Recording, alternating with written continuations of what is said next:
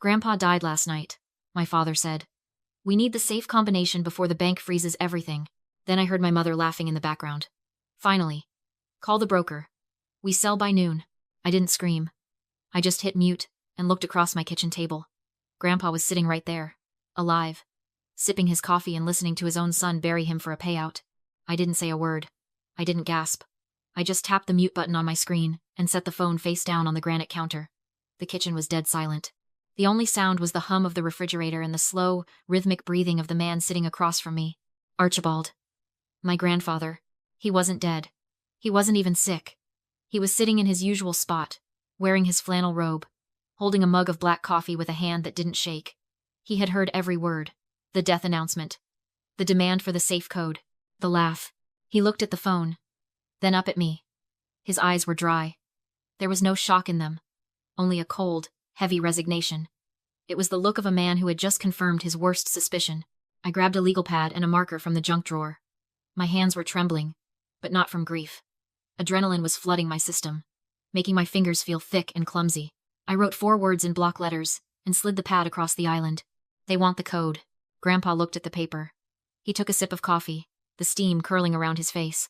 Then he reached into his robe pocket, pulled out his reading glasses, and put them on slowly. He took the pen from my hand. Underneath my scribbled panic, he wrote a single word. The letters were sharp, digging deep into the paper. Invite. I looked at him. Invite? He tapped the word with his index finger. Invite them in. I understood. He didn't want to stop them. He wanted to catch them. He wanted them to walk through the door and sign their names to the lie they had just told. I took a deep breath. I closed my eyes for a second. Finding the version of myself they expected, the scared, obedient daughter who crumbled under pressure. The doormat. I unmuted the phone. Dad? I let my voice crack. I can't think. I don't know the code. Figure it out, Erica, Marcus snapped. We don't have time for your theatrics. If that bank account freezes, we lose the liquidity.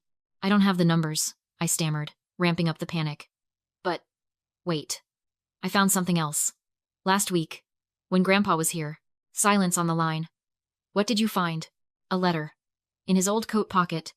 I rustled some papers on the counter to sell the lie. It's handwritten. It looks like... Dad.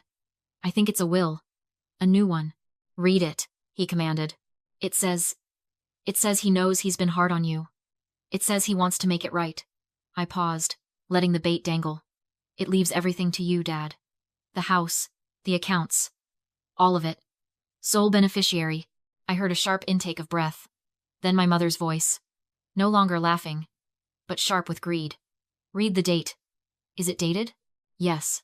Last month, I lied. But Dad, it's handwritten. If the IRS sees this, or the bank, I don't know if it's legal. You have to come sign for it. I can't be the one holding this if they audit us. I can't go to jail for hiding assets. We're coming, Marcus said instantly. The coldness was gone, replaced by a hungry urgency. Don't call a lawyer. Don't call anyone. Just keep that paper safe. Okay, I whispered. Please hurry. We'll be there in 20 minutes. The line went dead. I lowered the phone and looked at Grandpa. He took off his glasses and folded them on the table. They're coming, I said. Good, he replied. His voice was gravel. Let them come. He stood up and walked to the window, looking out at the driveway. He looked tired, but strong. Like a general inspecting the battlefield before the first shot is fired. You know what they're going to do, he said without turning around. They're going to try to bully you. They're going to try to scare you. They think you're alone. I know. He turned to face me. Are you ready to be the villain in their story? Erica? I thought about the 19 years I'd spent trying to be the hero. Trying to fix their mistakes, pay their debts, earn their love. I thought about the text messages Marcus sent me on my birthdays, usually just a request for a loan. I thought about Deborah's laugh. I'm ready, I said. Then let's get the paperwork, he said. I went to my work bag and pulled out the file I use for high liability shipments. Chain of custody forms. Liability waivers. Affidavits. The tools of my trade. I laid them out on the kitchen island. Go to the precinct, I told him. Don't stay here. It's not safe. Marcus was desperate. He owed money to people who didn't send late notices. They sent guys with baseball bats. If he walked in here and saw Archibald alive, saw his lottery ticket breathing and drinking coffee, he wouldn't just be angry. He might become violent. Grandpa nodded. I'll be with Detective Miller. We'll be watching. He pointed to the tablet sitting on the counter stand. Set it up. I opened the video call app. I positioned the tablet so the camera faced the kitchen island, framing the spot where Marcus would stand to sign the papers. I connected it to the hidden Wi-Fi repeater I'd installed last week to ensure zero lag. Go, I said. Grandpa walked to the back door. He paused, his hand on the knob. He looked at the kitchen, the trap we had built together. They chose this, he said softly. Yes, I answered. They did. He slipped out the back. I locked the door behind him. I was alone. I looked at the clock. 6:18 a.m. I poured the rest of Grandpa's coffee down the sink and washed the mug. I wiped the counter. I pulled my hair into a messy bun and rubbed my eyes until they were red. I sat on the stool and waited for the sound of tires on gravel. I wasn't the daughter anymore. I was the logistics manager, and the shipment was about to arrive. 20 minutes later, the silence broke. Not with a knock, but with the sound of a key scratching against the lock. I had changed the deadbolt 3 months ago, but I hadn't told them. I watched the doorknob jiggle, then rattle violently. Open the damn door, Erica, Marcus shouted from the other side. I took a breath, composed my face into a mask of terrified obedience, and unlocked it. The door swung open so hard it hit the wall. Marcus stormed in, bringing a gust of cold air and the smell of stale cigarettes. He didn't look at me. He didn't look for a body. He scanned the room like an addict looking for a fix. Where is it? He demanded. Deborah followed him in. She was wearing sunglasses, though it was overcast, and carrying a coffee cup like she was stopping by for a casual visit. She pulled the glasses down and looked at me, her lip curling. Look at this place, she sneered, stepping over the threshold. You live like a hamster, Erica. God, it smells like bleach. I was cleaning, I stammered, backing up against the kitchen island. Mom, Dad, is he really? He's dead, Marcus snapped. He was sweating. Beads of perspiration gathered on his upper lip despite the chill. His phone buzzed in his pocket, a long, angry vibration. He flinched, tapping the pocket to silence it. Heart failure. Quick, now where is the paper? It's here, I said, putting my hand on the manila folder I'd placed on the counter. But Dad, I'm scared. If the bank finds out I gave this to you before probate, give it to me! He lunged forward, but I pulled the folder back against my chest. I need to know it's legal, I whispered. I can't go to jail. Marcus stopped. His eyes bulged. The vein in his neck throbbed. He looked at his watch, then at me. You selfish little brat, he hissed, stepping into my personal space. You think you have the right to ask questions? After everything I've done for you? Here it comes. The greatest hit. I sacrificed my life for you, he screamed. 19 years ago. The appendix surgery. Do you remember that, Erica? Do you remember the $50,000 in stocks I sold to save your ungrateful life? That was my fortune.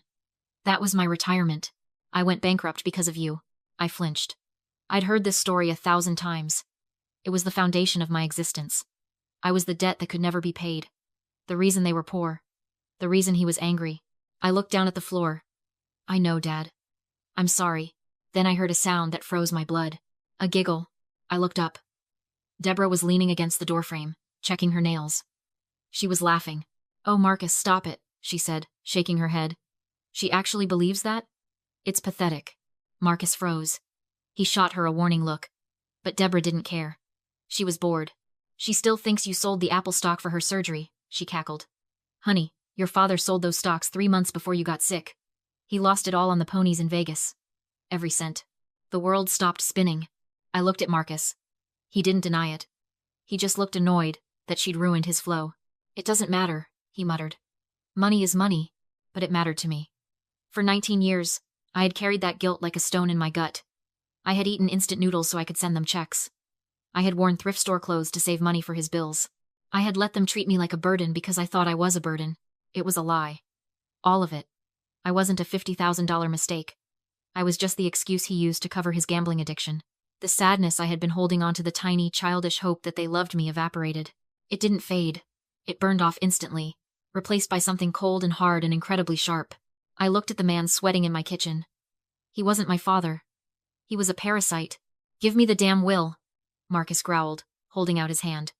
I have to be at the bank by noon, or we lose everything. Do you understand? Everything. I looked at his shaking hand. I looked at Deborah's smirk. Okay, I said softly. I'll give it to you. I laid the folder back on the counter. But we have to follow protocol, I said, my voice steady. Professional. Dead. I need to make sure everything is logged. For your protection. I'm sorry. I continued, my voice dropping to a whisper. I'm really overwhelmed. I don't want to mess this up. I watched Marcus's chest heave. He checked his watch again. 6:42 a.m. The deadline on his loan was probably noon, but the panic in his eyes said he was already late. Just give me the paper, Erica, he shouted, slamming his hand on the counter. The coffee in Deborah's cup rippled. I can't just give it to you, I stammered, backing away toward the document box. The IRS. They audit transfers like this.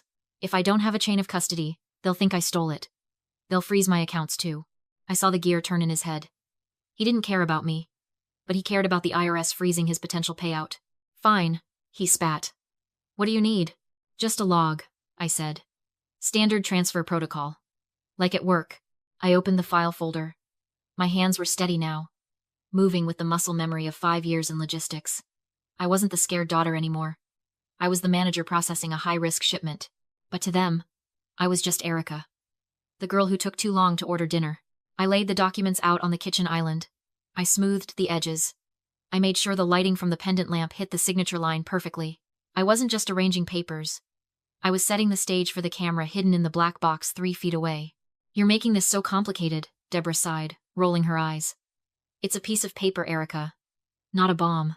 I know, Mom. I'm sorry. I'm not smart like you guys, I said, feeding the beast. I get confused with the legal stuff. Marcus snorted. At least you know your limits. He stepped up to the island. He was vibrating with adrenaline. He grabbed the pen from the counter, his knuckles white. Where do I sign? Here, I said, pointing to the affidavit. And here. It just says you're taking possession of the assets and assuming all liability. Liability? He paused, the pen hovering. Yeah, I said, widening my eyes. Like, if there are taxes owed on the house. Or if Grandpa had debts. Once you sign this, it's all yours. The assets and the debts. I wash my hands of it. His eyes lit up.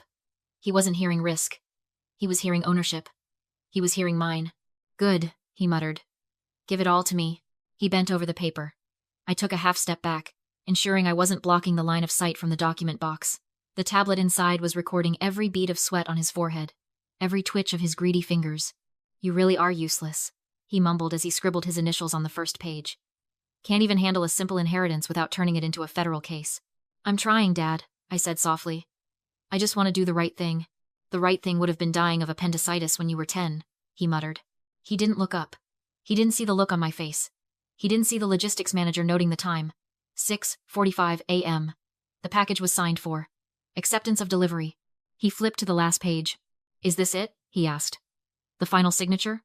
Yes, I said. That's the one that makes it official. I slid the clipboard across the granite. It wasn't just a piece of paper. It was a cage. And I was holding the door open. This is the affidavit of survivorship, I said, keeping my finger on the top line. It's standard. It just legally certifies that Grandpa passed away this morning, and that you are the sole heir claiming immediate access to the estate to settle debts. Marcus grabbed the clipboard. His eyes didn't even scan the text. They jumped straight to the bottom where I'd paper-clipped the fake handwritten will, the one promising him $1.2 million. He licked his lips. It was a hungry, desperate sound. Finally, he breathed. The old man is actually good for something.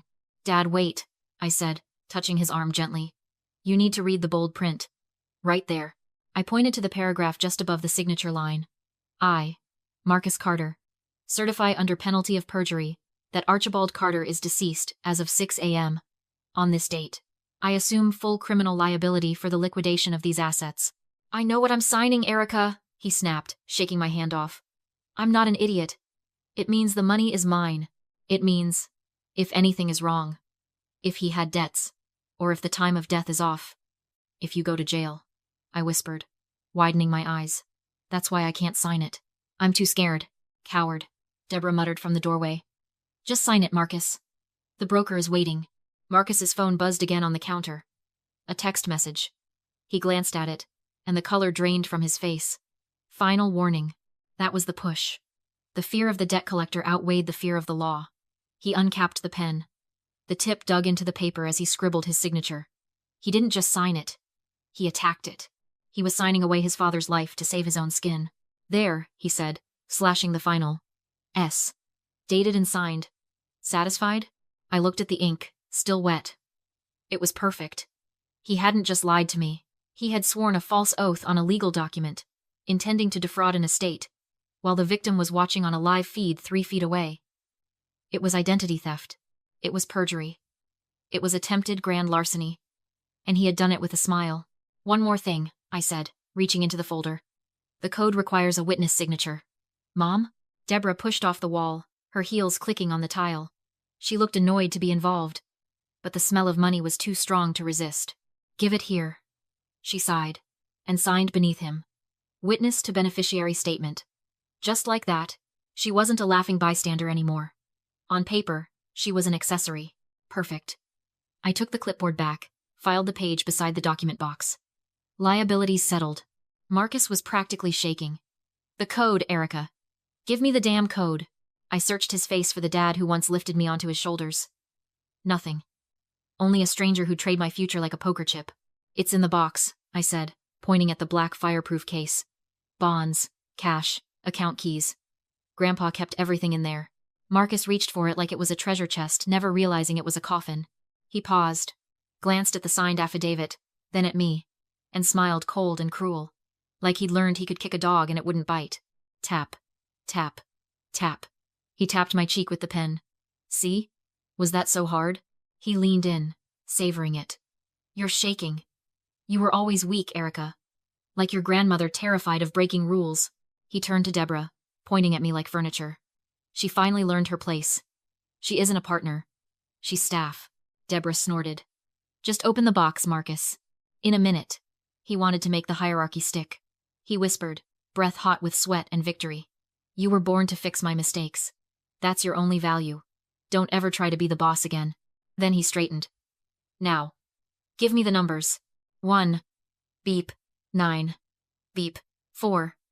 Beep. 8. Beep. Grandpa's birth year. Unchanged for 20 years. Marcus already knew it, he just wanted me to say it. The latch snapped open like a gunshot. Marcus grinned. Daddy's home. He flung the lid back, reached in with both hands, and grabbed air. He blinked. Leaned closer. Then panicked. Where is it? Where is the money? Inside was only a stand. And my tablet. Facing up at him. The screen lit. A fluorescent room. Cinder block walls. A uniformed man passing behind. And at a metal table sat Archibald alive, in reading glasses holding a newspaper dated Tuesday, October 24th. Marcus froze. The speakers crackled. Hello, Marcus, Grandpa said, calm, clear, disappointed. The pen slipped from Marcus's hand. Dad? I didn't know I died at 6 a.m., Grandpa said. I must have missed the memo, Deborah hissed, desperate.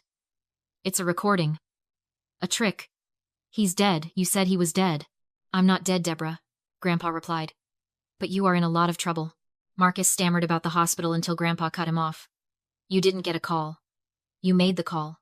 6:15 this morning you tried to trigger a deceased depositor freeze so you could loot the accounts before the executor noticed.